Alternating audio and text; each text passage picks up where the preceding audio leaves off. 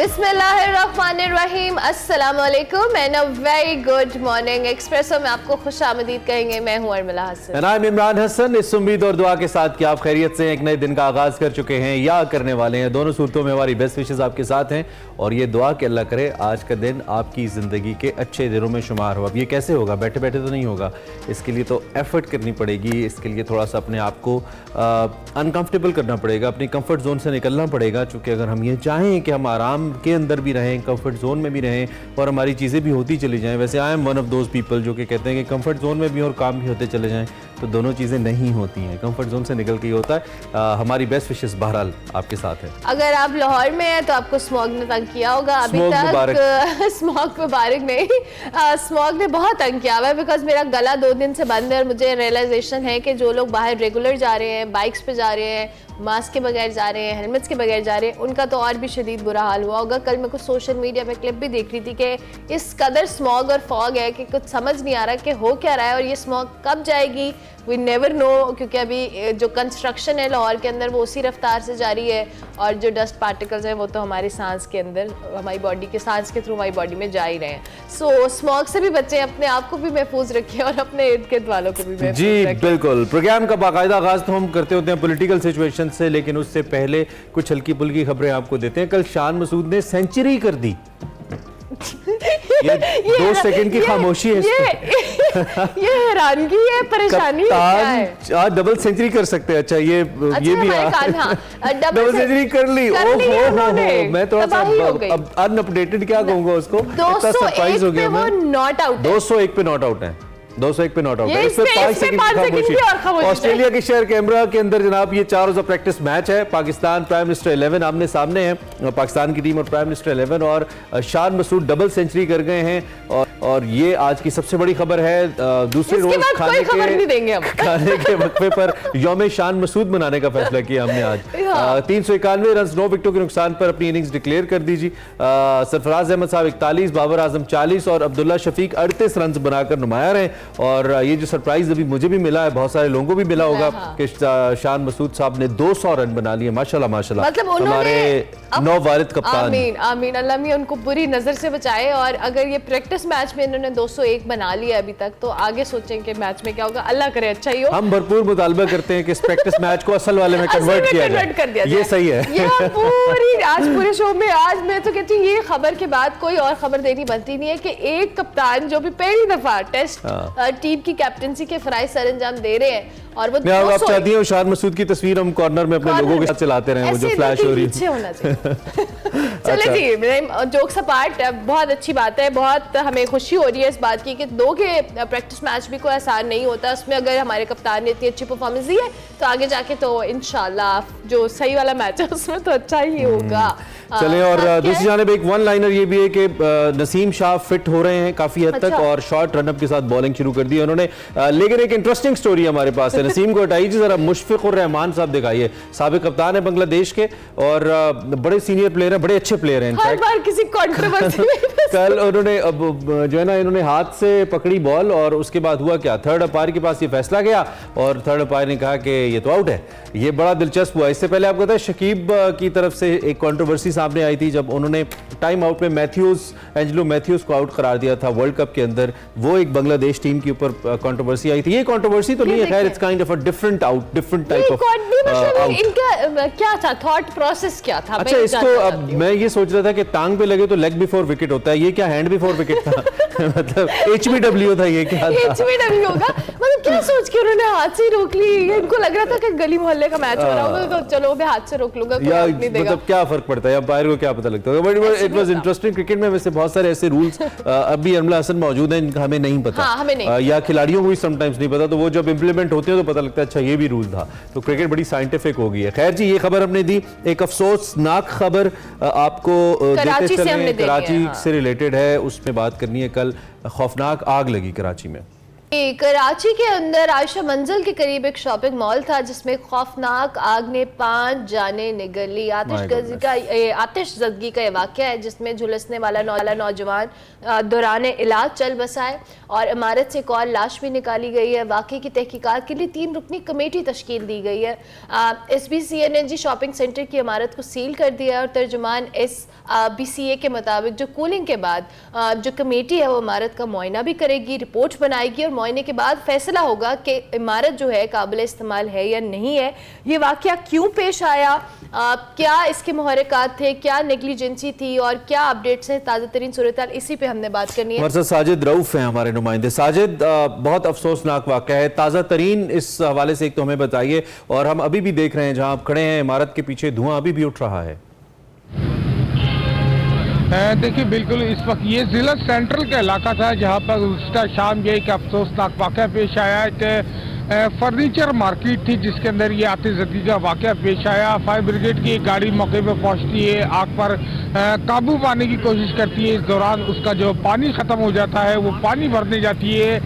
उसके बाद जब वापस वो पानी भरकर आती है तो हम देखते हैं कि आग जो है वो पूरी इमारत को अपनी लपेट में ले चुकी होती है। फिर आपने देखा कि यहाँ पे सैकड़ों जो है वो रेस्क्यू इदारे, दर्जनों फायर ब्रिगेड, तमाम अफसरान, तमाम शहर भर में इसको जो है तीसरे दर्जे की करार दे दिया गया। फौरी तौर पर यहाँ पर सारे लोग पहुँचे और आग बुझाने की कोशिशें की गई।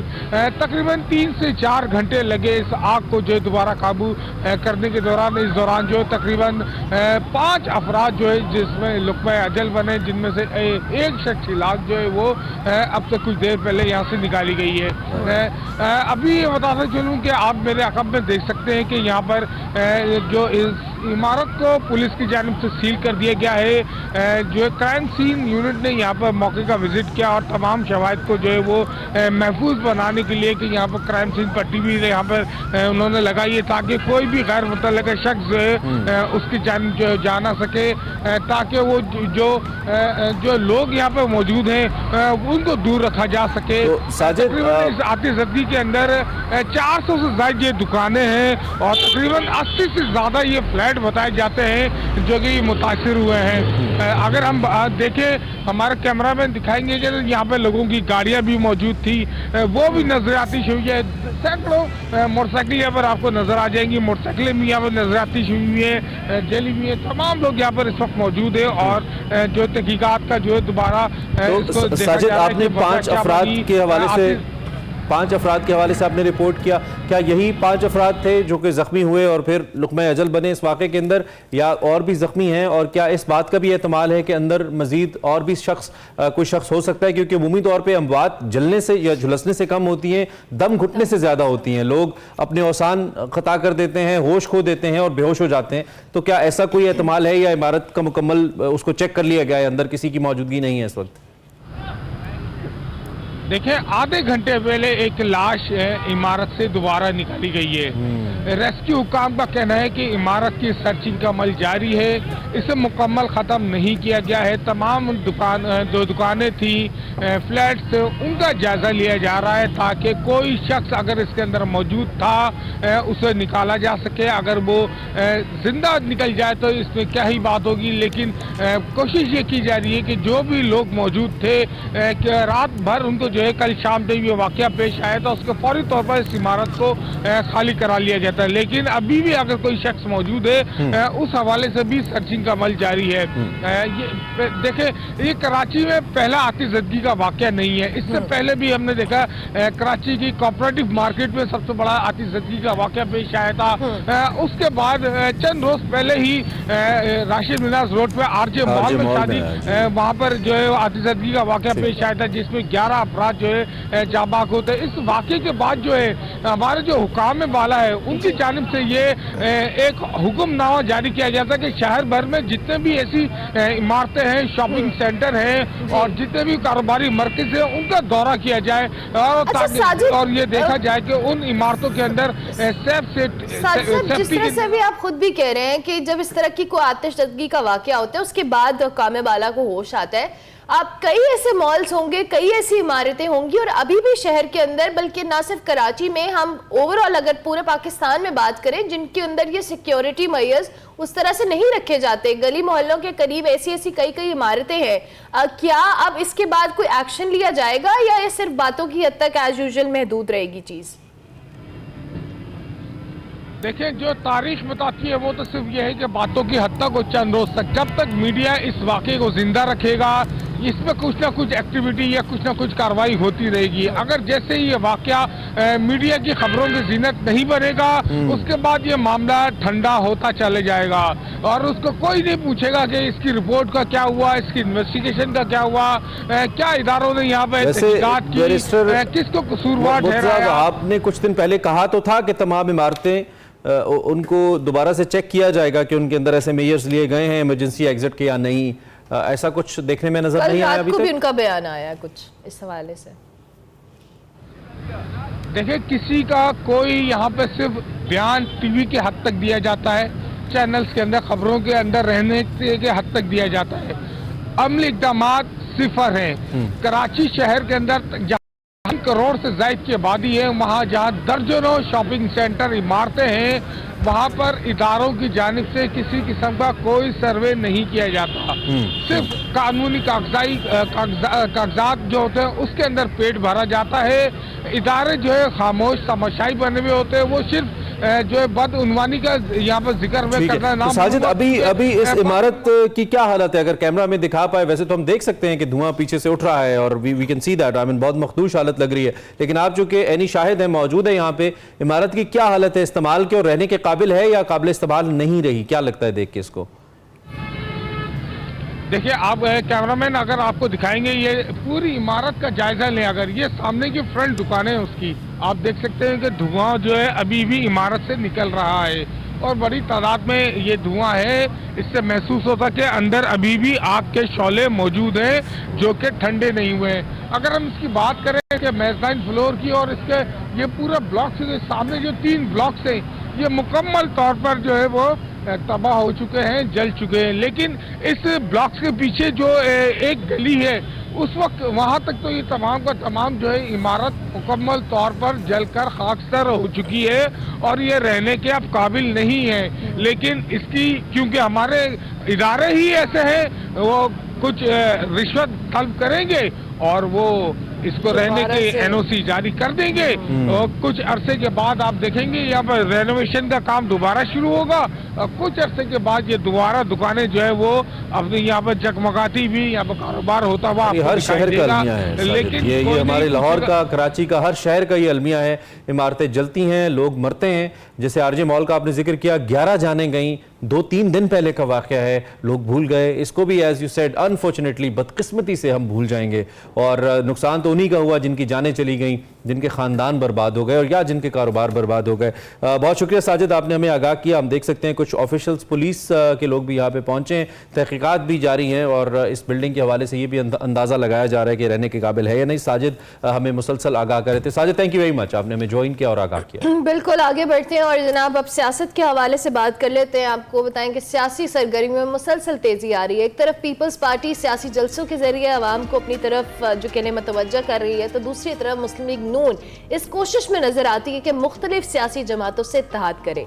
सीट एडजस्टमेंट की बात की जाए तो मुस्लिम लीग नून इस वक्त MQM JUIF से इत्तेहाद कर चुकी है, जबकि गुज़िश्ता रोज भी नवाज शरीफ साहब ने 15 साल बाद चौधरी शुजात साहब से मुलाकात की, जिसमें कुछ सीटों पर मुस्लिम लीग नून और मुस्लिम लीग काफ में जो सीट एडजस्टमेंट की बात की जा रही है। मुलाकात की जो अंदरूनी खबरें हैं उनके हवाले से अगर कहा जाए कि चौधरी शुजात साहब की जानिब से 10 कौमी और 22 सूबाई सीटों पर मुस्लिम लीग नून से सपोर्ट हासिल करने का मुतालबा किया गया है। और अब क्या मुस्लिम लीग नून काफ लीग की इस पेशकश को कबूल करेगी? इंतखाबी इत्तेहाद में जो है वो इत्तेहाद बनेगा और कामयाबी की सूरत में क्या ये इत्तेहाद कामयाब होगा? इसी हवाले से हमने आज बात की। प्रोफेसर ताहिर मलिक साहब हमें ज्वाइन करें for the first time in espresso. आप से हम बात करते हैं, सियासी उमूर के माहिर हैं और ख़ास तौर पे जो सियासी जोड़ तोड़ है, हल्के की सियासत है, इसके ऊपर एक सनद है इनका तज्जिया। ताहिर साहब, thank you very much for joining. आप ठीक ठाक हैं? सुबह खैर आपको। बहुत शुक्रिया, आपको भी सुबह खैर और बड़ी खुशी हो रही है आपके प्रोग्राम में शिरकत करके। थैंक यू वेरी मच, आपने मुझे ज्वाइन किया। बड़ी इंपॉर्टेंट मुलाकात वैसे साहब कल हुई और मेरे लिए थोड़ी सी अनएक्सपेक्टेड थी ये मुलाकात। आई मीन इसकी जो टाइमिंग थी, लेकिन जैसे कि सियासी जोड़ तोड़ इस वक्त बाबे अरूज पर है। एक तो इस मुलाकात के हवाले से सबसे पहले हम जानना चाहेंगे इस मुलाकात की जरूरत नवाज शरीफ साहब को क्यों पेश आई? क्या उन्होंने खुद ही ये मुलाकात की या फिर उनसे करवाई गई? और दूसरी बात ये कि इसका इम्पैक्ट आप क्या देखते हैं इलेक्शन 2024 के ऊपर इस मुलाकात का?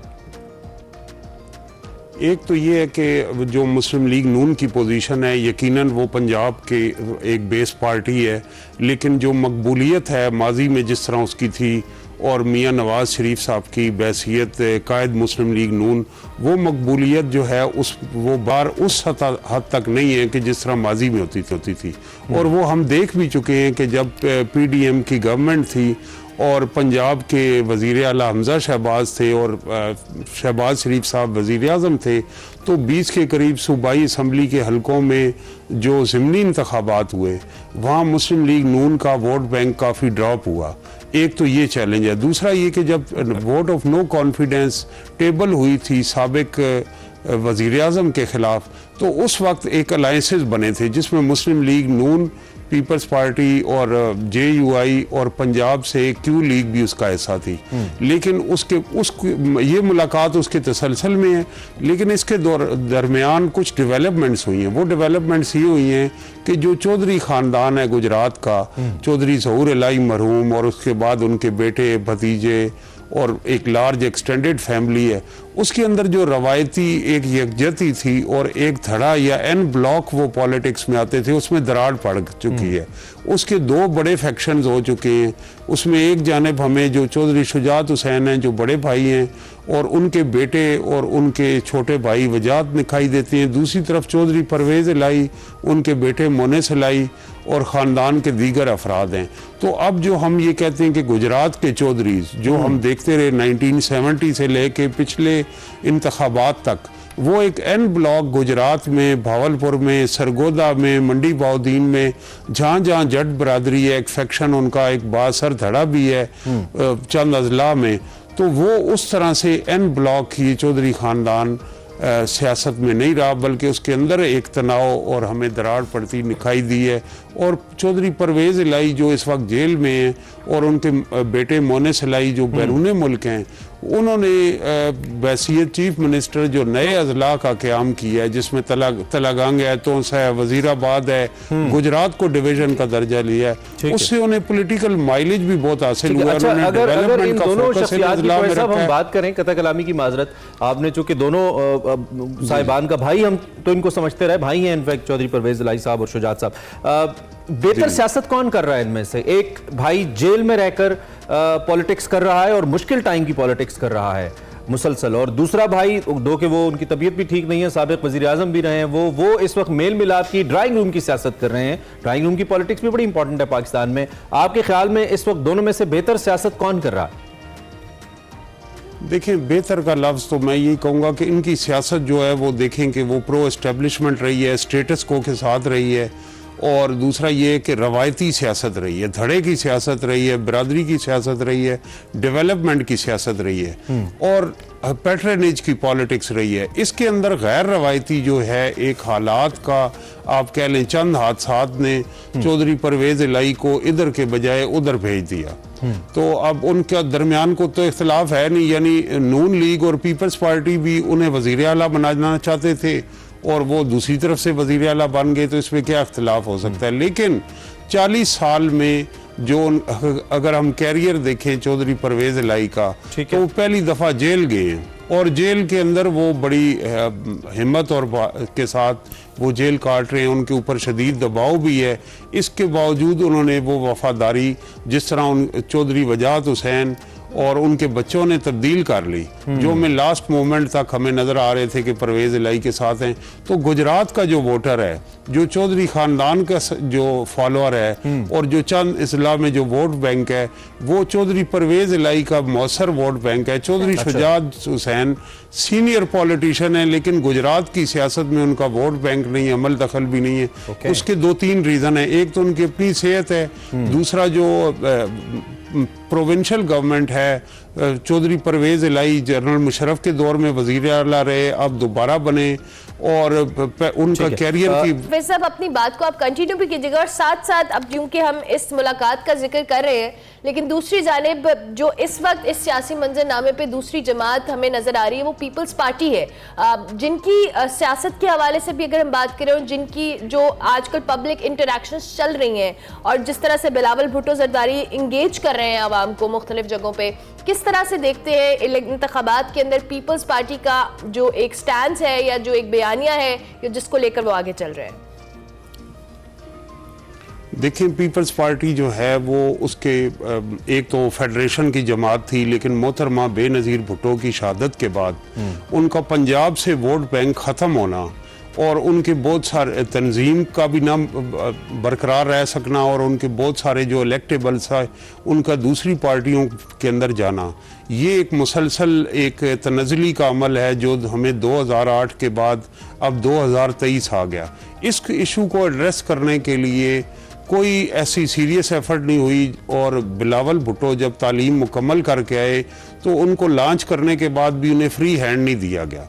उसकी बहुत सारी वजूहात हैं, लेकिन ये है कि इस वक्त पीपल्स पार्टी जो है वो माशरे में नई जो शिफ्ट्स हैं, ट्रांसफॉर्मेशन है और जो नई हकीकतें हैं उन्हें वो ग्रास्प करने में नाकाम दिखाई देती है और यही अलमिया मुस्लिम लीग नून का भी है। अब ये क्या नई हकीकतें, एक तो सोशल मीडिया है, दूसरा यूथ फैक्टर है कि 2.25 करोड़ के करीब नया वोटर ऐड हो चुका है और तीसरा ये कि मिडिल क्लास एस्पायरेशंस होती हैं। तो मिडिल क्लास एस्पायरेशंस क्या होती हैं कि मेरिट हो, करप्शन ना हो, गुड गवर्नेंस हो और अपवर्ड सोशल मोबिलिटी हो, आम आदमी के लिए मेरिट के ज़रिए आगे आने के ज़्यादा मौक़े हों, सेहत और तालीम का एक मौसर निज़ाम हो।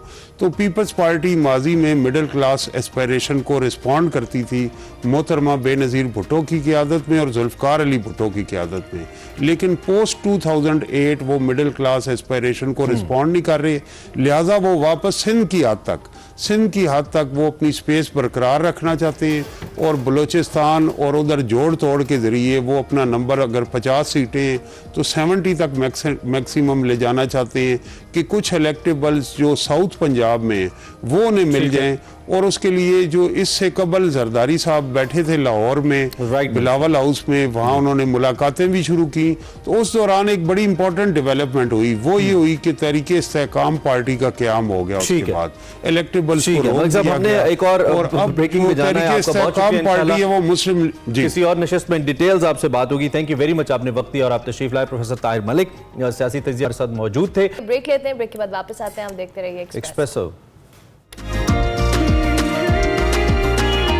Welcome back to Expresso. Pakistan की मुआशी हालत के हवाले से या मईशत के हवाले से हम बात तो करते रहते हैं, एक बड़ा ही अहम मौजू है, हमारी गुफ्तगू का हिस्सा रहता है लेकिन कम रहता है। हमने कहा ज़रा इस पर एक थोरली इस पर डिस्कशन की जाए। आज दुनिया भर के अंदर वैसे तो आपको मालूम है कि मुख्तलिफ जो इदारे हैं इनसे हुकूमतें कमाई करती हैं और करती चली आई हैं, लेकिन बाद में ये ट्रेंड कुछ अरसे के बाद बदला। आज से कोई 15, 20, 25 साल पहले निजकारी का अमल शुरू हुआ।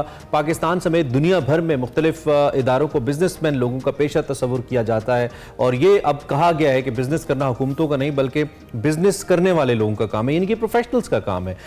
इस निजकारी के अमल में पाकिस्तान भी आया इन 1990s, लेकिन इस दौरान मुआशी बदहाली ऐसी आई कि पाकिस्तान को फिर IMF के पास जाना पड़ा, स्ट्रक्चरल एडजस्टमेंट्स करना पड़ी, ऐसे प्रोग्राम्स को अपनाने पर गौर करना पड़ा जो अभी तक पाकिस्तान की इकोनॉमी के लिए पाकिस्तान को हॉन्ट करते हैं। Not because of those programs, I mean हमारा इंप्लीमेंटेशन प्रोसीजर इतना ख़राब है, हमारे यहाँ वाइट एलिफेंट्स इतने हैं कि हम ऐसे प्रोग्राम से फिर निकल नहीं पाते हैं। इस वक्त मार्केट इकोनॉमी के तहत 1991 से मार्केट लिबरलाइजेशन और जो प्राइवेटाइजेशन की पॉलिसी है इस पर जारहाना तौर पर पाकिस्तान अमल पैरा तो है और कई इदारों को कोड़ियों के भाव इससे पहले बेचा भी गया है। गुज़िश्ता 32 सालों में हम अगर पाकिस्तान की प्राइवेटाइजेशन के हवाले से बात करें तो सिर्फ $11 अरब हम इकट्ठे कर पाए हैं।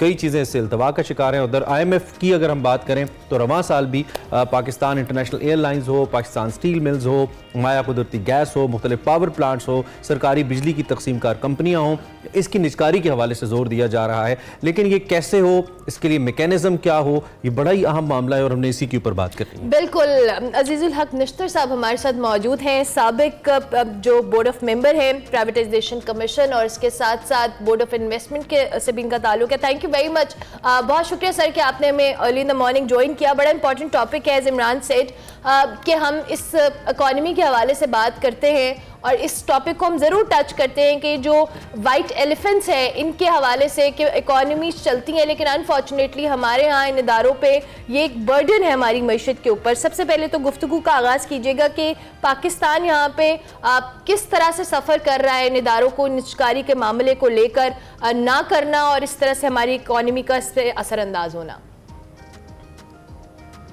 बहुत बहुत शुक्रिया मुझे प्रोग्राम पर लेने का। आपने बहुत सारे जो है सवाल इकट्ठे करके तो सुबह सुबह जो है वो चाय के कप की बजाय जो है बहुत सारे सवाल मेरे सामने रखती हैं। तो मैं ये कहना चाहूँगा, ये निजकारी हमारे यहाँ ही नहीं दुनिया में बिल्कुल सही तारुफ कराया गया है सारी चीज़ का, इस सारे माहौल का।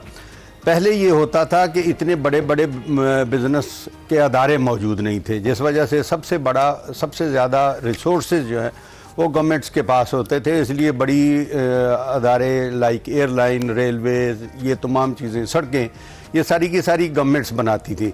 फिर ये हुआ कि वक्त के साथ साथ ये एक तो बिज़नेस बहुत बड़े बड़े होने लग गए और उसके साथ ये हुआ कि गवर्नमेंट का काम बेसिकली पब्लिक सर्विस को जो है वो ऑफ़र करना है, वो तमाम लोगों तक ऑफ़र करना है, ना कि बिज़नेस करना है। गवर्नमेंट का काम बिज़नेस करना नहीं है, आवाम को खिदमात फ़राहम करना है। और अगर किसी जगह इस अंदाज़ की कोई चीज़ हो कि जहाँ बहुत बड़ा सारा कोई फाइनेंशियल इन्वेस्टमेंट, सड़क बनाना है, कोई और इंफ्रास्ट्रक्चर बनाना है, वहाँ ज़रूर हुकूमत काम करती रही है।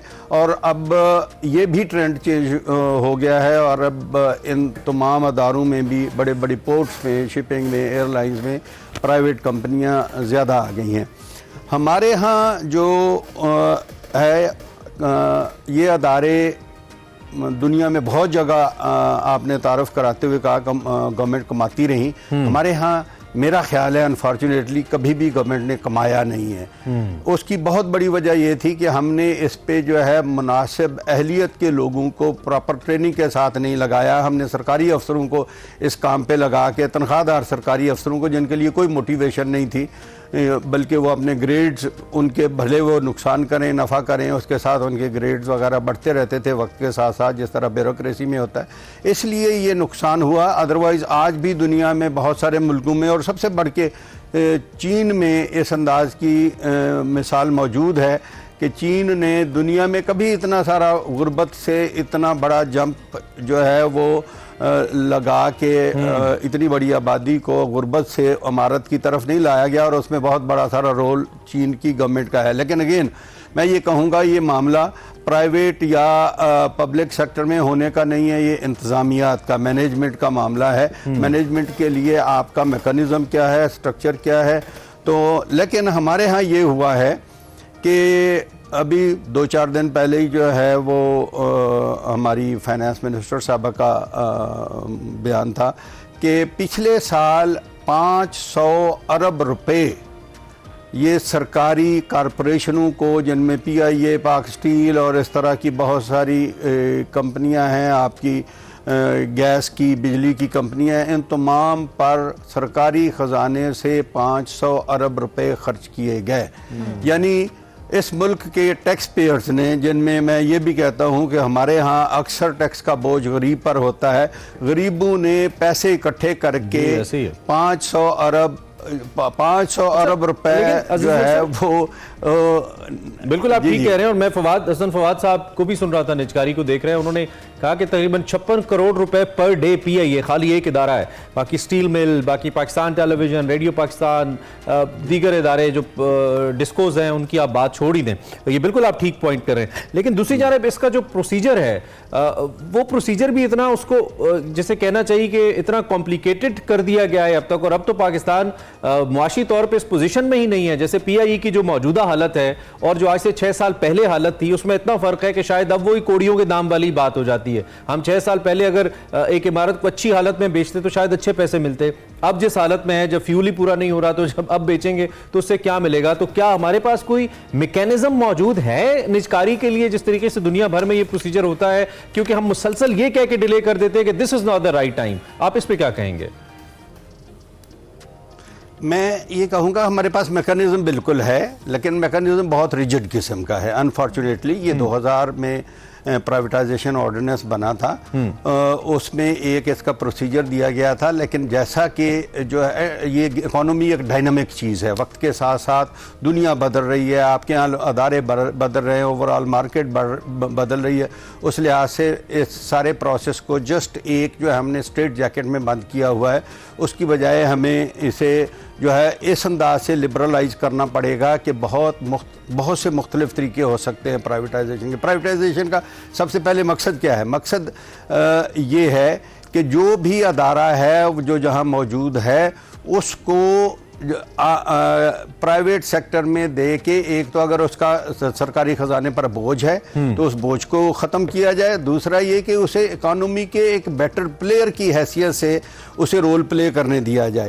अब आपने पीआईए का तज़किरा किया, बहुत अहम बात है वो। मैं उस वक्त पीआईए के अपने प्राइवेटाइजेशन के बोर्ड पे ही था जब ये सारी चीज़ हो रही थी। उस वक्त एक नहीं 2 पॉलिटिकल पार्टीज़ ने इस सारी चीज़ को जो है सबोटाज कर दिया। हालांकि ये एक टेक्निकल मामला था, इसमें पॉलिटिकल इशू से ज़्यादा टेक्निकल इश्यूज थे। एयरलाइन में एक बहुत रोशन मिसाल जो है मैं कहूँगा एयरलाइन प्राइवेटाइजेशन की, वो एयर एशिया की है, जो मलेशिया इंडोनेशिया की कंपनी थी। वो 2001 में टोटल 25 सेंट में टोनी फर्नांडिस नामी एक बंदे ने खरीदी। मकसद क्या था? मकसद ये नहीं था, आज भी प्राइवेटाइजेशन का मकसद मैं नहीं ये समझता कि हमने पैसे इकट्ठे करने हैं, पैसे अगर उसमें होंगे तो इकट्ठे करने हैं ना। मेन चीज तो ये है कि लायबिलिटी की जरूरत है। मेरे पास टाइम सिर्फ एक मिनट है जाजुल साहब, आपकी इजाजत से मैं बिल्कुल आखिर में चाहूंगा, क्योंकि आप हमारे साथ हैं और आपका एक्सपीरियंस है, आप क्या तफवीज करते हैं, क्या तजावीज हो सकती हैं इस कॉन्टेक्स्ट में पाकिस्तान के लिए? मैं ये कहता हूँ कि इसको ना प्राइवेटाइजेशन में मसलन इसे ये होना चाहिए कि हमारा प्लान, ये लोगों से प्लान ये लेना चाहिए, आप इस अदारे को किस तरह बेटर प्लेयर बनाएंगे, क्या इन्वेस्टमेंट लाएंगे, क्या मैनेजमेंट चेंजेस करेंगे, उनके साथ आप इसे किस तरह बेहतर अदारा बनाएंगे। और इसके लिए अगेन मैं कहूँगा एयर एशिया का मिसाल, जो 25 सेंट में ख़रीदी हुई जो है, अगले 20 साल दुनिया की फास्टेस्ट ग्रोइंग एयरलाइन बनी। मैनेजमेंट, रिसोर्सेज और उसी अंदाज से पाकिस्तान को भी सिर्फ एक नहीं कि हमने किसी अमीर बंदे को या किसी को जो पहले बिजनेसमैन है जिसके पास पैसे हैं उसके हाथ में हम अदारा दे देंगे। ये देखिए कि कौन सा ऐसा फर्द है या अदारा है जो इसे बेहतर बिजनेस बना सकता है। बिल्कुल ठीक, बिल्कुल ठीक। Thank you very much sir, आपने हमें ज्वाइन किया। इंशाल्लाह किसी और नशिस्त में हम जरूर चाहेंगे कि इस पे और मजीद हम डिस्कशन कर पाएँ, बात कर पाएँ। हम निजकारी के हवाले से बात कर रहे थे, आपने सुना। एक ब्रेक लेते हैं।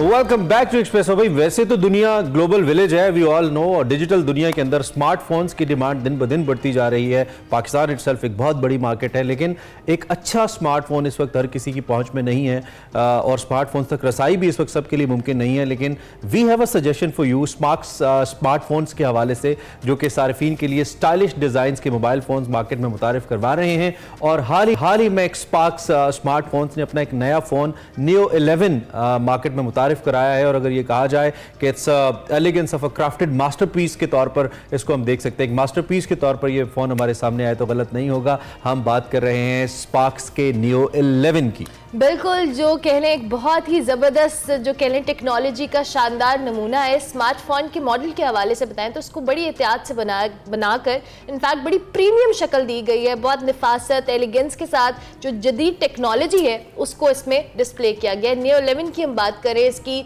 परफॉर्मेंस ऑब्वियसली एक स्मार्टफोन के अंदर हम जो सीख करते हैं वो हाई रेजोल्यूशन कैमरा है, इमर्सिव जो इसका एक डिस्प्ले है, उसके अलावा लॉन्ग टॉक टाइम बैटरी है। ये मौजूदा या जदीद दौर की बात करें तो सबसे अहम ज़रूरत है और इसी तमाम चीज़ों को मद्देनजर रखकर इसको बनाया गया है। Chairman deploy group of companies Asif Khan साहब ने कहा है कि नियो 11 जो है स्पार्क्स का जो स्मार्टफोन है, इसकी जो मुख्तस करदा ब्रांचेस पर अवेलेबल भी है, ऑनलाइन भी अवेलेबल है। और इस मॉडल को देखने के लिए, इसके फीचर्स देखने के लिए आप sparks.p विजिट कर सकते हैं। आपको इस मॉडल के हवाले से तमाम get this phone and enjoy your life. हम एक ब्रेक के बाद आपको ज्वाइन करते हैं।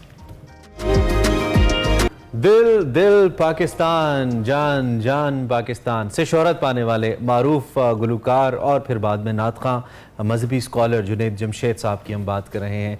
आज उनकी 7वीं बरसी मनाई जा रही है। जुनैद जमशेद 3 सितंबर 1964 को कराची में पैदा हुआ। आपके वालिद पाक फ़ज़ाइया में आला ओहदे पर फाइज थे और जुनैद जमशेद भी पाक फ़ज़ाइया में ही जाना चाहते थे। इस अपनी ज़िंदगी इस्लाम के लिए वक्फ कर दी। जुनैद जमशेद बहुत सारे अफराद के लिए एक मुतासिर कुन शख्सियत थे। उन्होंने नातों के साथ साथ कई दीनी प्रोग्राम्स और इवेंट्स में भी शिरकत की। उन्होंने ऐसी कई खूबसूरत नातें पढ़ी कि बच्चा बच्चा आज भी उन्हें पढ़ता नजर आता है। अपनी ज़िंदगी के आखिरी सफ़र में भी वो तबलीग की गर्ज से चित्राल में मौजूद थे कि 7 दिसंबर यानी कि आज ही के दिन 2016 में कौमी एयरलाइन PK 661 की परवाज के हादसे में हवेलियां के मकाम पर शहीद हो गए। जुनैद जमशेद आज हम में मौजूद नहीं, लेकिन उनकी खूबसूरत और मसूर कुन आवाज़ आज भी कानों में रस खोलती है। एक बेहतरीन आवाज़, एक बेहतरीन इंसान आज के दिन हमसे रुखसत हुए और जुनैद भाई आज भी ऐसे लगता है कि हमारे आसपास मौजूद हैं। अल्लाह उनको गरीक़ रहमत करे, उनके साथ शहीद होने वाले तमाम मुसाफिरों की अल्लाह बख्शिश फरमाए। इस दुआ के साथ हम आगे बढ़ते हैं। सफ़र है शर्त हमारा सेगमेंट आपको दिखाना है और रहमत नबी साहब जिन्हें प्रिंस ऑफ फेरी मेडोज़ कहा जाता है, आज उनसे बात हो रही है कुछ आउटडोर, दिखाते हैं आपको।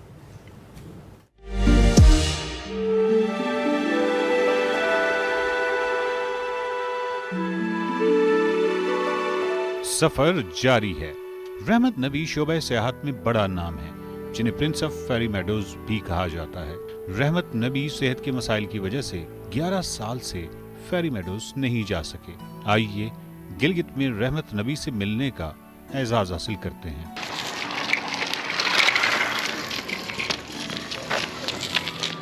अस्सलाम वालेकुम नाज़रीन, मैं वकार अहमद और आप देख रहे हैं सफ़र शर्त और मैं इस वक्त हूँ प्रिंस ऑफ फेरी मेडोज़ जनाब रहमत नबी साहब के साथ, मुस्तनसर हुसैन तार साहब के दोस्त और एक दुनिया के दोस्त। पूरी दुनिया के जितने भी ममालिक हैं उनके अंदर जितनी नेशनैलिटीज़ हैं, बहुत सारे लोग हैं जो कि रहमत नबी साहब के बहुत कमाल दोस्त हैं। रहमत नबी साहब ने बहुत मोहब्बतें बांटी और फेरी मेडोज़ जो पाकिस्तान की जन्नत है और इंटरनेशनली देखा जाए तो पाकिस्तान की जो टॉप टूरिस्ट डेस्टिनेशन है वो फेरी मेडोज़ है। तो फेरी मेडोज़ के जो प्रिंस हैं या जिन्होंने फेरी मेडोज़ को फेरी मेडोज़ बनाया, बनाने से बना दिया है तो अल्लाह ताला ने बनाया, लेकिन जो दरियाफ्त किया और उसके बाद उसको दुनिया भर में रोशनास करवाया रहमत नबी साहब। तो सर सबसे पहले तो बहुत शुक्रिया। एक तो गिलगित की इस एनवायरनमेंट और ख़ूबसूरत ख़िज़ा में जो आपसे मुलाकात हो रही है, चेहरे पे आपकी रोशनी वही है। थोड़ा तारुफ में जाती कि प्रिंस तो कोई वहाँ है नहीं, प्रिंस में नहीं हूँ, वो तारड़ साहब ने ऐसे बस शौकी में लिख दिया। आपका शुक्रिया भाई, आप आगे आप आते रहते हैं हमेशा। आप भी पाकिस्तान का जो रोशन चेहरा है पूरी दुनिया को दिखाते रहते हैं बज़रिया अपने टीवी चैनल, और ख़ुसूसन गिलगित बल्तिस्तान पर आपके ख़ास नज़र करम है और आपका ख़ास लगाव है। आप पहाड़ों से मोहब्बत करने वाले लोग हैं। हम GB वाले आपके मशकूर हैं। Thank you sir. Fairy Meadows के हवाले से अगर मैं पहला सवाल करूं कि जो आपकी बहुत इब्तदाई यादें हैं, जब आप वहाँ गए या वहाँ पे जंगल देखा या मतलब बहुत इब्तदाई जो पहली आपकी याद है फेरी मेडोज़ की, वो क्या शक्ल थी, उम्र क्या थी, स्पेशली किस एज में आप गए थे फेरी मेडोज़? हमने तो आँख फेरी मेडो में खोली। ओके, मेरे ज़हन में है कि आप क्योंकि आप गोनर फॉर्म में रहते थे? नहीं, हम गोनर सर्दियों में रहते थे। अच्छा। गर्मियों में हम माइग्रेट करके फेरी मेडोज़ जाते थे। अच्छा अच्छा अच्छा अच्छा, ये आपकी चरागाह थी? ये हमारी चरागाह थी। मेरे वालिदैन जो है ना वो बेसिकली फेरी रायकोट तत्व से ही है हमारा ताल्लुक। ओके। और फेरी मेडो हमारा आबाई गाँव है। तो यादें तो हमारी बचपने की हैं, जहाँ पे उस वक़्त से टूरिस्ट भी आया करता था। उस वक्त भी जब मैं 64 की मेरी पैदाइश है, तो यादाश्त कितने की होगी आप अंदाज़ा करें। जब भी मतलब 4-5 साल बाद के तो आदमी को याद आता है ना। जी जी, 5-6 साल बाद समझे। जी जी। ये वो दौर है जिसमें अभी वहाँ पे कोई होटल नहीं है? नहीं, होटल तो जाके 92 में। अच्छा, वो बहुत बात की बात है। तो आपने बिल्कुल जो आप थोड़ा सा याद। मैं जब गया फेरी मेडो हम जाते थे तो फेरी पॉइंट होटल से स्ट्रेट ऊपर जो रास्ता है, जहाँ के ऊपर पहला गांव आता है फेरी मेडो का, फंगटोरी कहते हैं। ठीक है। वो फंगटोरी से गुजर के आगे जो जिस जगह को अभी फेरी मेडो के नाम से मशहूर हुआ है, उसको हमारी लोकल जबान में जुत कहते थे। अच्छा। उधर एक गेट है, अगर आपने याद किया, उसे पीछे सिग्नल पॉइंट आता है। बिल्कुल। उस गेट से आगे समर में लोग जो है मवेशियों के साथ उससे पीछे आबादी पे इजाज़त नहीं थी, आगे रहते थे। अच्छा। तो हम वहाँ बकरियाँ, गायें, यही कारोबार था बुज़ुर्गों का। लेके जाते थे, चरवाहे रखते थे हम लोग, ये गुजर बरादरी के। वो फैमिली मेरे साथ 50 साल रह के पिछले 2 साल पहले मुझे छोड़ा उन्होंने। अल्लाह के फजल से उस फैमिली का एक बेटा आज पुलिस में इंस्पेक्टर है, जो चरवाहा था मेरा उसका। मेरे वालिद ने उसको पढ़ाया। तो उस वक़्त की यादें हैं। नेचर में कोई ख़ास बदलाव सिर्फ होटलों के अलावा नहीं आया। वही फॉरेस्ट था, फॉरेस्ट गठा नहीं है। फॉरेस्ट वहाँ ग्रोथ फॉरेस्ट की माशाल्लाह बहुत है। एक जगह जंगल में आग लगी थी, बिल्कुल राख हो गया था। अभी वहाँ बंदा गुजर नहीं सकता, इतना थिक फॉरेस्ट हुआ है। अच्छा, ये बताएं, ये जो फंतूरी था, ये रास्ता तारड़ साहब इस साइड पे गए थे, इस साइड से गए थे, लेकिन उसके बाद ये बंद हो गया था। मैं और तारड़ साहब फंतूरी से अब इसलिए बंद नहीं है, अभी टूरिस्ट फ्लो बहुत हो गया, इसलिए टूरिस्ट के लिए नीचे से जो रूट दिया है वो थोड़ा सा स्लोप कम है, उसमें आसान है, तो उधर से आते हैं। बाकी लोकल लोग जो अपने आमदरश्त के लिए वो पुराना रास्ता अब भी इस्तेमाल करते हैं। ठीक है। जब आप जाते थे, जब आप छोटे बच्चे थे और वालिदैन के साथ उस चरागाह पे जाते थे, तो या तब तो वैसे आपका आना जाना था जब छोटे थे, तो ये जो 2 रास्ते हैं, अभी एक तो जीप ट्रैक है, एक वो जो दूसरी साइड वाला, ये जीप ट्रैक तो बहुत बाद में बना। बोल्डर रिज से आप जाते? बोल्डर रिज से हम जाते थे, 8 घंटे लगते थे रैकोट ब्रिज से ततो गांव पहुंचने में। ये तो मेरे याद के बाद की ये 87 तक ये सूरत बोल्डर रिज था, बल्कि तारड़ साहब बोल्डर रिज से गए? जी, बोल्डर रिज से तारड़ साहब गए हैं ऊपर, और वो तो खैर to follow the traditional route गए हैं। उस वक्त पॉसिबल था कि इधर से भी जा सके, उस वक्त वाली साइड थोड़ी बनी थी, टोटल ओपन नहीं हुआ था, आधा बना था। सेम ईयर में ग्रुप लेके गया था फेरी मेडोस। उसी साल तारड़ साहब से मेरी पहली मुलाकात फेरी मेडो में हुई है। अच्छा, जब वो भी पहली दफा गए? 87 की। ओके। तारड़ साहब आप वहाँ पे थे? एक मतिउल्लाह जान साहब थे, मेरे ख्याल फोत हो गए। मतिउल्लाह, हाँ जी, बिल्कुल उनके साथ थे। बिल्कुल। एक अल्फ्रेड था, पता ही कोई अंग्रेज था, पूरा नाम मुझे भूल गया। ये थे, इन्होंने कैंप किया था जहाँ अभी मेरा कैंप नहीं है, उसके टॉप पे। ओके। और मैंने वहाँ सामने, मेरे सामने जो रैकोट सराय के सामने जंगल है, उधर कैंप किया था। हम अपने खेमे लेके गए थे, ट्रैवल वालजीज का ग्रुप था, मैं एज ए गाइड गया था। मुझे मेरे गाइड दोस्त ने कहा, तारड़ साहब गया फेरी मेडो, आपने उससे मिलना है, खिदमत करनी। ठीक है। तो ये जो आपको इनिशियल जो आपकी यादें हैं, उसमें रायकोट का ब्रिज नहीं होगा? ये आपकी याद में बना है रायकोट का पुल नीचे मेन पे? हाँ जी। नहीं, वो तो 1905 से पहले बना है ना। ये वाला जो पुल है? ये नहीं, ये जो चाइनीज ने। चाइनीज। नहीं, ये तो नहीं, ये बाद नहीं था। ये नहीं था, वहाँ पे सस्पेंशन ब्रिज था। ओके। और उसके पिलर जो बने थे वो सीमेंट यूज नहीं था, चूना यूज हुआ था। चूने के पिलर्स थे और सस्पेंशन ब्रिज था।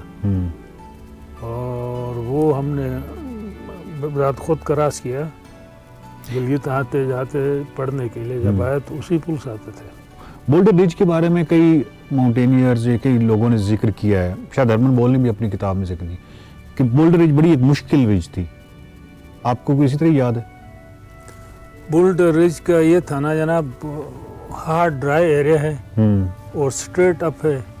एक दफा स्ट्रेट जाना है ऊपर, पूरा स्ट्रेट जाना है, जाके पूरा चढ़ के फिर डिसेंडिंग टुवर्ड्स द विलेज है।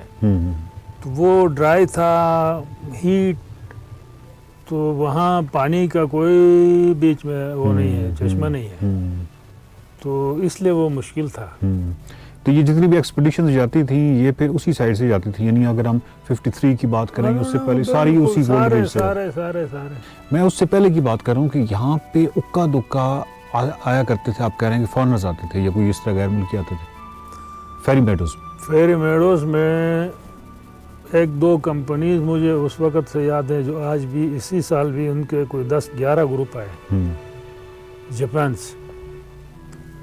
साइयू के कंपनी थी, मुझे याद है, उसी बहुत पुराने उस रूट से आते थे।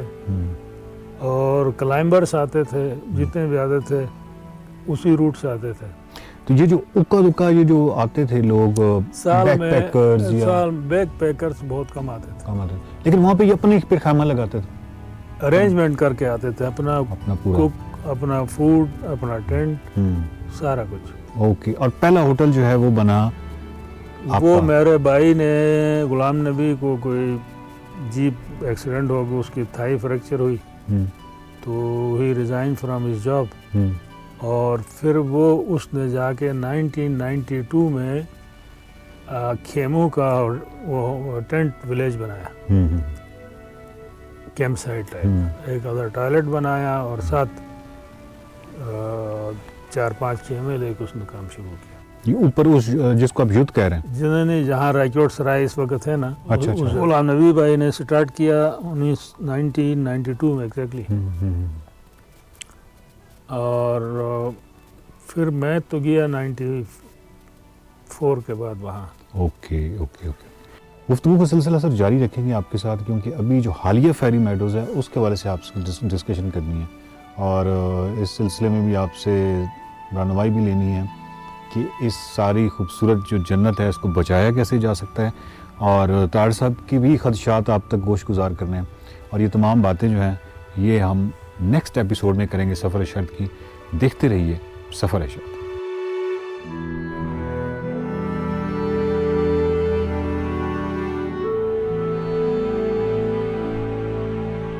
Welcome back to Expresso. वक्त हुआ चाहता है आपकी मुलाकात एक एक्सप्रेसो टैलेंट से करवाने का। हमारे साथ सिंध के एक छोटे से शहर कोटरी से ताल्लुक़ रखने वाली तुलसी मेघवाड़ी मौजूद हैं, जिनको पाकिस्तान की पहली फीमेल हिंदू सॉफ्ट बॉल खिलाड़ी होने का एजाज़ हासिल है और ये पाकिस्तान की कौमी टीम में भी खेलती हैं। तुलसी ने ये कामयाबी कैसे हासिल की, किन दुश्वारियों का सामना किया और यहाँ तक कैसे पहुँची, इन सारे मौज़ूआत पे बात करने के लिए हमने तुलसी मेघवाड़ को लाइव इस वक्त लिया। इस वक्त हमारे साथ मौजूद है। तुलसी खुशामदीद, कैसी हैं आप? ठीक ठाक हैं? जी बिल्कुल खैरियत है, आप बताएं कैसी हैं? बिल्कुल ठीक ठाक तुलसी, बहुत अच्छा लग रहा है आपसे बात करके और हम ज़रूर चाहेंगे कि आपने इस जर्नी को हमारे देखने वालों के साथ शेयर करें। अब कोटरी से आपका ताल्लुक़ है, एक छोटा सा जो कहले इलाका है, वहाँ से आप निकली हैं, आप सॉफ्ट बॉल की खिलाड़ी हैं, इतना अच्छा कर रही है, कौमी टीम का हिस्सा है। ये सफ़र कैसा रहा आपका? जी मुझे बहुत अच्छा लगा जब मेरे पेरेंट्स ने मुझे खेलने के लिए परमिशन दी और आज मैं इस लेवल पर हूँ तो अपने पेरेंट्स की वजह से हूँ, तो बहुत खुशी महसूस होती है। और मैं आज सिंध लेवल पर खेल रही हूँ, तो आगे मेरी और मेरे पेरेंट्स की यही कोशिश है कि मैं पाकिस्तान लेवल पर भी खेलूँ। अच्छा, तो थोड़ा सा अपनी गेम के बारे से बताइए, आप किस पोजीशन पे खेलती हैं? हमें तो इस गेम का इतना अंदाज़ा भी नहीं है, थोड़ी इसकी कॉम्पोजिशन हमें समझाएं और आपका इसमें क्या रोल है, किस पोजीशन पे खेलती हैं? मैं पाकिस्तान की पहली हिंदू लड़की हूँ जो प्रोफेशनल सिंध लेवल पर बेसबॉल और सॉफ्टबॉल गेम्स खेलती हूँ। और फुटबॉल और सॉफ्टबॉल में मेरी फर्स्ट पोजीशन होती है, फर्स्ट बैटर और फर्स्ट बेस पर। अच्छा तुलसी, ये बताइए सॉफ्ट बॉल क्या है, इसको थोड़ा सा बताएं, क्योंकि हम बहुत सारे लोग मेरे जैसे होंगे, शायद इमरान को पता होगा, जो फेमिलियर नहीं है इस तरह के स्पोर्ट से या टर्म से, उनके अंडरस्टैंडिंग के लिए बताइएगा। बेसबॉल में 4 बेस बने हुए होते हैं जिनको हम हिट करके और टच करके पूरा चारों बेसों को जब हम टच करके वापस आते हैं तो हमारा एक स्कोर होता है। ठीक है। ओके। और मतलब इससे सेम, ये इसमें कोई फर्क नहीं है? जी जी बिल्कुल। ओके। अच्छा, तो आपने कहा कि अभी आप आपने इसी गेम का फिर इंतखाब क्यों किया तुलसी? इसकी क्या स्पेसिफिक रीजन है? पाकिस्तान में तो इतना नहीं खेला जाता, कोई और खेल क्यों नहीं? मशहूर ज़माना कोई जैसे क्रिकेट हो गया या हॉकी या फुटबॉल हो गया। जी बिल्कुल, मैं बचपन से ही गेम्स खेलती थी, मगर मुझे पता नहीं था कि ये बेसबॉल और सॉफ्टबॉल गेम्स अमेरिका का नेशनल गेम है। जब मैं 6th क्लास में पढ़ती थी गवर्नमेंट गर्ल्स हाई स्कूल में, तो वहाँ एक कैंप लगा था और उस कैंप में मैंने हिस्सा लिया, तो मेरी सिलेक्शन हो गई। मुझे पता नहीं था कि बेसबॉल और सॉफ्टबॉल में मेरी सिलेक्शन हुई और ये कैसे खेला जाता है। जब मैंने प्रैक्टिस की और फिर जाके मुझे पता चला कि ये बेसबॉल और सॉफ्टबॉल गेम्स अमेरिका का नेशनल। अच्छा तुलसी, ये बताएं कि आप जहाँ से हैं, जिस इलाके से हैं, वहाँ पे और भी बच्चियाँ हैं जो इस स्पोर्ट के अंदर हैं, जिससे आपने कहा प्रोविंशियल लेवल पे खेल रही हैं, तो कितनी खवातीन है वहाँ पे और आप लोग प्रैक्टिस वगैरह कहाँ पे करते हैं? बेसबॉल और सॉफ्टबॉल का कोई ग्राउंड नहीं है। हम लोकल ग्राउंड में प्रैक्टिस करते हैं इसकी और अपने स्कूल और कॉलेजेस में प्रैक्टिस कर लेते हैं, क्योंकि यहाँ लोकल ग्राउंड में बहुत सारे बॉयज़ होते हैं, तो हमें बहुत मुश्किलात होती है प्रैक्टिस करने में। और हमारी कोटरी में सिर्फ कोटरी में नहीं बल्कि पूरे पाकिस्तान में सिर्फ एक मैं हिंदू लड़की हूँ जो प्रोफेशनल लेवल पर इस लेवल तक पहुंची है। वही कह रहा था, आप चूँकि हमारी हिंदू बहन है और डोमिनेंस यूजुअली चूँकि पाकिस्तान में मुस्लिम आबादी बहुत ज़्यादा है, तो आबादी के लिहाज से एक तनासुब कम बनता है। आप जैसे प्लेयर्स कम आते हैं सामने, कोई मुश्किलात तो नहीं होती, कोई तंग तो नहीं करता ज़्यादा इस चीज़ को लेकर? जी बिल्कुल, जब मैं प्रैक्टिस करने के लिए ग्राउंड या स्कूल कॉलेजेस जाती थी तो मुझे बहुत सारे लोगों के मुंह से मैं आवाज़ें सुनती थी। कोई हंसता था या कोई कुछ बोलता था, मगर मैं उनको इग्नोर करके अपने रास्ते चली जाती थी और अपनी प्रैक्टिस करके फिर खुद ही मैं बाइक चला के प्रैक्टिस करने जाती थी और खुद वापस आ जाती थी। किसी की लोगों की बातों में नहीं आती थी। और अगर मैं लोगों की बातों में आती तो शायद आज इस लेवल तक ना पहुंच सकती। तो ओवरऑल हमें आप सॉफ्ट बॉल के हवाले से बताइए, हम इस वक्त कहाँ स्टैंड करते हैं, हमारी टीम कितनी अच्छी है और क्या हमारे पास ऐसा टैलेंट है कि हम बैनुल अक़वामी सतह के ऊपर पाकिस्तान को रिप्रेजेंट कर सकें इस खेल में? बिल्कुल, बेसबॉल और सॉफ्टबॉल के बस यही एक परेशानी सामने आ रही है कि हमारे पास बेसबॉल और सॉफ्टबॉल का कोई सामान भी नहीं है और ग्राउंड भी नहीं है जिससे हम प्रैक्टिस कर सके और गर्ल्स के साथ हम जा सके ग्राउंड। ज़बरदस्त। अच्छा तुलसी, मुझे तो बहुत मज़ा आया आपसे बात करके, और जिससे आपने खुद बताया ना कि आप बाइक चला के खुद जाती थी, लोग आपको जो मर्जी कहते थे, आप तवज्जो नहीं देती थी, तो इसी तरह बहुत सारी और लड़कियां भी होंगी, हिंदू कम्युनिटी की भी होंगी और भी होंगी जो आपके इर्द गिर्द होंगी और वो खेलना चाहती हैं, लेकिन वो लोगों की बातों में आ जाती होंगी, तो आप उनको क्या कहेंगी? जी बिल्कुल, मैं उनको ये कहना चाहूंगी कि अगर लोगों की बातों में आएंगी तो कभी भी आगे बढ़ नहीं सकेंगी। आप अगर आपको अपने पेरेंट्स परमिशन देते हैं तो आप अपने पेरेंट्स को फॉलो करें, लोगों को छोड़ दें। लोग सिर्फ गिराने के चक्कर में ही होते हैं और हमें पता होता है कि हमें क्या करना है। हमें अपने माइंड को जो है वो एक करना चाहिए। Thank you very much Tulsi, बहुत अच्छा लगा आपसे बात करके। You are such a brave girl और आप जिस तरह से कर रही हैं हमारे लिए फ़ख्र है। अल्लाह करे कि आप नेशनल इंटरनेशनल लेवल पे अपनी सॉफ्ट बॉल को आगे परस्यू करें और आपको इनकरेजमेंट के लिए ऑब्वियसली जो लोग आपको तंग करते होंगे वो आपको कहीं ना कहीं देख के अब खुद तंग हो रहे होंगे कि हमने इतना तंग किया है तुलसी को, वो देखें वो कहाँ पहुंची।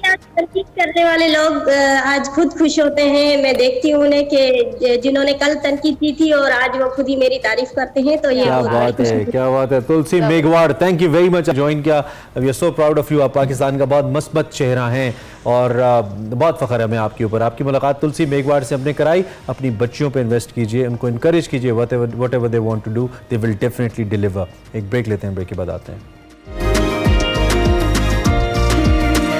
Welcome back to Expresso, one more Expresso talent, लेकिन नॉट फ्रॉम द स्पोर्ट्स। इस वक्त हमारे साथ जो शख्सियत मौजूद हैं, जो हमारे साथ स्टूडेंट मौजूद हैं, आर्टिस्ट हैं, बेसिकली उभरती गुलकारा है, रविश रुबाब इनका नाम है। आज हमने इनको बुलाया है, सोशल मीडिया पे हमने इनको भी सुना तो हमने कहा इनकी आवाज़ का तारुफ आपसे कराया जाए। बहुत सारे लोग हमें कहते हैं यार बिल्कुल नए चेहरे आप बिठा देते हैं, तो थके नहीं आप पुराने चेहरे देख देख के? नए चेहरे दिखाना, नई आवाज़ें मिलाना बहुत ज़रूरी है भाई। इन लोगों को चांस मिलना चाहिए, प्लेटफॉर्म मिलना चाहिए। तो रविश आज हमारे साथ मौजूद हैं, अपने नाम की तरह मुख्तलिफ गाती हैं। एंड इंटरेस्टिंग पार्ट ये है कि जितनी भी हमारी लेजेंडरी आर्टिस्ट हैं, जैसे रेशमा है, नईरा नूर जी हैं, उनको गाती हैं। तो रविश से बात करते हैं। रविश अस्सलाम वालेकुम, कैसे हैं आप? वालेकुम सलाम, अल्हम्दुलिल्लाह, आप कैसे हैं? बिल्कुल ठीक ठाक रविश, बहुत अच्छा लगा आप हमारे सेट पे आई। हम वैसे अब जिस तरह से इमरान ने कहा कि आप हमारी लेजेंडरी आर्टिस्ट को गाती हैं, उनको सुनती हैं, बताएं कब से गा रही हैं? एक्चुअली मैं बचपन से ही गा रही हूँ। मेरे पापा को बहुत शौक है, तो मुझे सिखाया भी उन्होंने। जितना थोड़ा बहुत उनको आता था उन्होंने मुझे तो मतलब घर से इनकरेजमेंट है गाने को लेकर? डेफिनेटली। पापा ने ये वाले आर्टिस्ट या ये म्यूजिक इम्पोज तो नहीं किया रविश आपके ऊपर कि बेटा मैं खुद ये सुनता हूँ तो आप ये सुनो, क्योंकि बड़ा जरूरी होता है कि आपका खुद माइंड उस तरफ जाए जैसा जॉनरा आप गाना चाहते हो। तो कहीं ऐसा नहीं घर में बजते थे तो आपने वही गाना शुरू कर दिया? नहीं, एक्चुअली मुझे खुद यही गाने पसंद, पुराने गाने पसंद अभी भी मैं यही सुनती हूँ। अच्छा, अभी भी आप यही सुनते तो ये रविश के जो आवाज का टेक्सचर है ये बड़ा मुख्तलिफ सा है थोड़ा, आप जब थोड़ा सा सुनेंगे तो आपको समझ आएगी। तो जरा आवाज का तारुफ हम ले लेते हैं, कुछ सुनाइए हमें जरा हल्का फुल्का। मेरी हम जोलियाँ कुछ यहाँ कुछ वहाँ, मेरी हम जोलियाँ कुछ यहाँ कुछ वहाँ, नाम लेकर तेरा, नाम लेकर तेरा, मुस्कुराए गुनगुनाए दिल जलाए मेरा, हाय जाऊं कहाँ मेरी हम जोलियाँ कुछ यहाँ कुछ वहाँ, सावन सावन आए तो क्यों ना खोए खोए दिल में उमंग हो, क्यों ना खोए खोए दिल में उमंग हो, बरखा बरखा छाए तो सोई सोई आँखों में भी रंग हो, क्यों ना सोई सोई आँखों में भी रंग हो, चल हट अब हमसे ना छुपा, सच सच बता वो कौन है, वो कौन है, वो कौन है, मेरी हम जोलियाँ कुछ यहाँ कुछ वहाँ, नाम लेकर तेरा, नाम लेकर तेरा, मुस्कुराए गुनगुनाए दिल जलाए मेरा, हाय जाऊं कहाँ मेरी हम जोलियाँ। जबरदस्त, कितना फुल ऑफ एक्सप्रेशंस गाना है, और आपने इस मेलोडी इसकी कॉम्पोजिशन आप देखें भाई, क्या वेरिएशंस हैं, क्या बहुत अच्छा गा रही है। इतनी डिफरेंट इनकी वॉइस है, क्योंकि ये नॉर्मली हम ओल्ड एरा की बात करते हैं तो उसी तरह की टोन है। क्या आपकी हमेशा से वॉइस की टोन ऐसी ही थी रविश? कह सकते हैं ऐसे ही। Obviously it's natural। तो और दूसरी बात ये भी है कि ये मेलोडीज गाने में बहुत मुश्किल है, ये आसान नहीं है। अगर आपको सुनने में सीधा सीधा लग रहा है तो बिल्कुल भी सीधा नहीं है। तो आप ये भी बताइए कि आप प्रोफेशनली फिर गा रही हैं या बस शौक की हद तक ही है? आवाज़ तो आपकी अच्छी है, आपको गाना चाहिए। मौका मिल जाए तो ज़रूर। कहाँ परफॉर्म किया अब तक? सॉरी, एक्चुअली मैं कॉम्पिटिशंस में अभी कर रही हूँ, एंड इनफैक्ट एक सॉन्ग भी रिकॉर्ड प्रोसेस में है। अच्छा, नाइस। इंशाल्लाह। तो ये बताइए, आप यूनिवर्सिटी में चूँकि पढ़ती भी हैं, वहाँ पे भी म्यूजिकल इवेंट्स होते हैं इस तरह की, वहाँ पे परफॉर्म करती हैं? जी, एक्चुअली यूनिवर्सिटी की तरफ से, स्पेशली सोसाइटीज़ की तरफ से, जो पंजाब यूनिवर्सिटी की ऑफिशियल सोसाइटी है, म्यूज़िक सोसाइटी, उसकी तरफ से अपॉर्चुनिटीज़ बहुत मिलती हैं। ओके। और रिस्पांस कैसा है यूनिवर्सिटी में जब लोग सुनते हैं, जब कहीं और जाके आप जो इंटर यूनिवर्सिटीज़ कॉम्पिटिशन्स होते हैं उनमें आप जब परफॉर्म करती है, कैसा रिस्पांस मिलता है? बेहतरीन रिस्पांस होता है। इनफैक्ट इंकरेजमेंट ही सबसे ज़्यादा वहाँ से मिलती है। मुझे ऐसा लगता है कि हम कोई पीटीवी का प्रोग्राम कर रहे हैं और 90s के अंदर कर रहे हैं। The kind of voice texture Ravish ऐसा नहीं मिलता नॉर्मली। आप नईरा नूर साहिबा का एक गीत हमें बता रही थी, कौन सा था वो? हर चंद सहारा, हर चंद सहारा है तेरे प्यार का दिल को, रहता है मगर एक अजब खौफ सा दिल को। जनाब,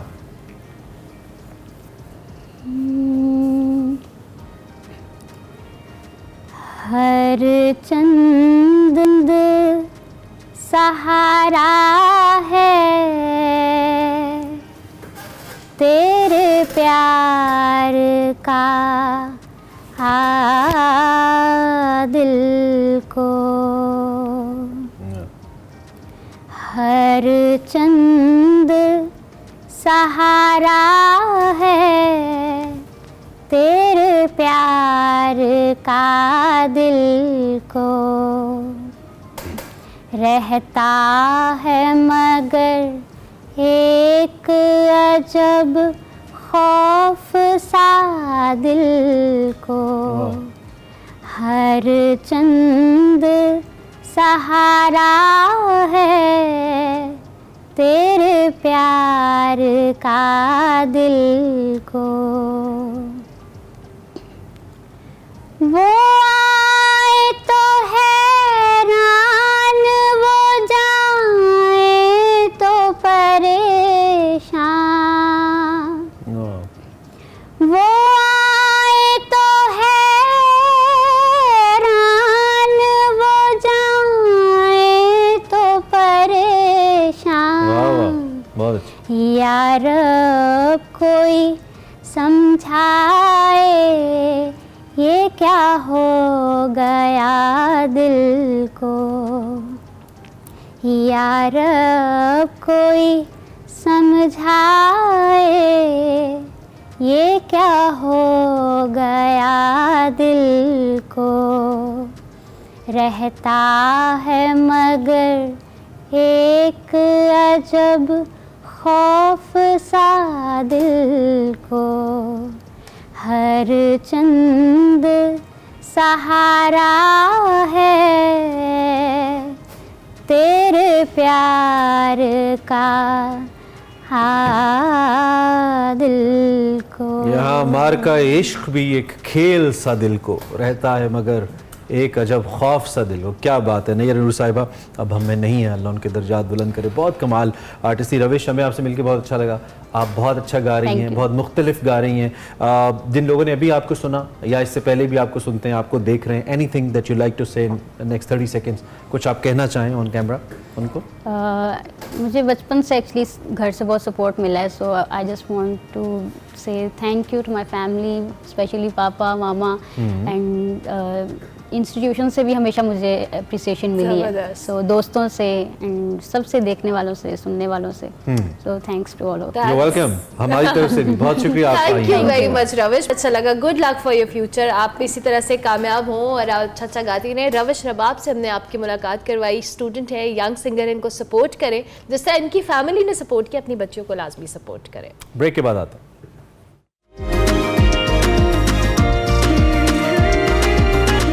वेलकम बैक टू एक्सप्रेस। और ब्रेक के बाद वापस आ गए मुझे हंसी क्यों आ रही है? खुशी को देख के। अच्छा, खुशी हमारे साथ आ गई जी।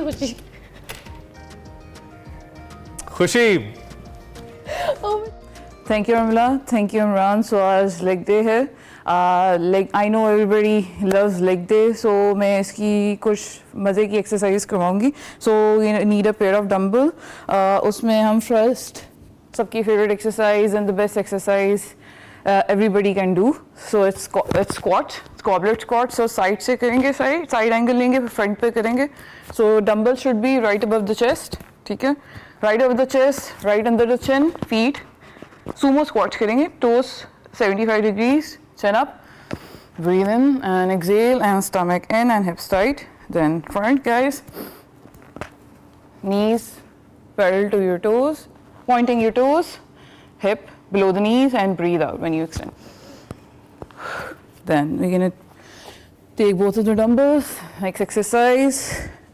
Lunges, आप dumbbell इस तरह भी रख सकते हैं front track पे, and you can carry it like a suitcase as well. So alternate करेंगे, first single leg करेंगे. First we're gonna do right, keeping our chest up, bending your knee, step back, weight on your back leg, don't shift the weight on the forward leg, then switch. Keeping our chest upright, shoulders back.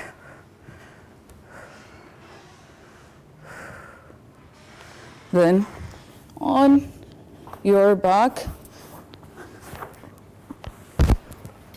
dumbbell right above the hips, push our hips back, inhale, breathe out, contract your core, hyperextend your hips.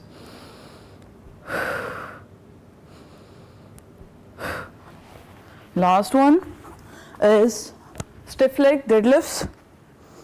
So you make sure our knees are not as bent as we do it on the deadlifts. So making our back knees stiff, very soft knees, hinge, hinge, hinge, lower, reach the mid-shin and up. It's mostly your hamstring focused. Breathe in, keeping our chest upright, hinge, hinge, lumbar curve.